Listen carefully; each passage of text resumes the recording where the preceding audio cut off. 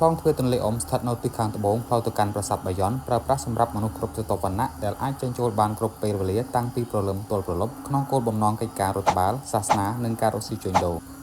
ខ្លងទ្វារទន្លេអុំគឺជាខ្លងទ្វារដ៏ល្បីល្បាញនិងមានភាពរស់រវើកបំផុតក្នុងចំណោមខ្លងទ្វារទាំង5នៃរាជធានីអង្គរធំខ្លងទ្វារនេះមិនត្រឹមតែជាផ្លូវឆ្លងកាត់ដ៏សំខាន់សម្រាប់ភ្ញៀវទេសចរចូលទៅកាន់ប្រាសាទបាយ័ននោះទេប៉ុន្តែក៏ជាអច្ឆរិយវត្ថុស្ថាបត្យកម្មដ៏អស្ចារ្យដែលបង្កប់នូវអត្ថន័យជ្រាលជ្រៅផ្នែកព្រហ្មញ្ញសាសនានិងព្រះពុទ្ធសាសនាមហាយានផងដែរ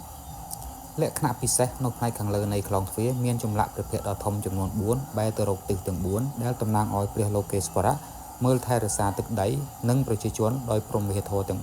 4នៅសងខាងច្រកចូលមានរូបចម្លាក់ដំរីក្បាល3ដែលមានឈ្មោះថាដំរីអៃរវ័នដែលកំពុងបេះផ្កាយឈូកដោយមានព្រះអិនគង់នៅលើនោះផងដែរ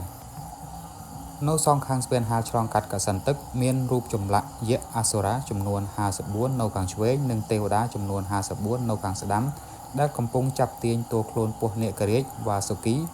នេះគឺជាការបង្ហាញពីឈុតឆាករឿងទេវកថាដ៏ល្បីល្បាញគឺការកូរសមុទ្រទឹកដោះដើម្បីស្វែងរកទឹកអម្រឹតឈ្មោះថាខ្លងទ្វារទន្លេអុំនេះត្រូវបានហៅតគ្នាមកដោយសារតែកាលពីដើមទីតាំងកសិនទឹកនៅខាងមុខខ្លងទ្វារនេះគឺជាកន្លែងដែលគេប្រារព្ធពិធីអុំទូកឬប្រកួតទូកងោ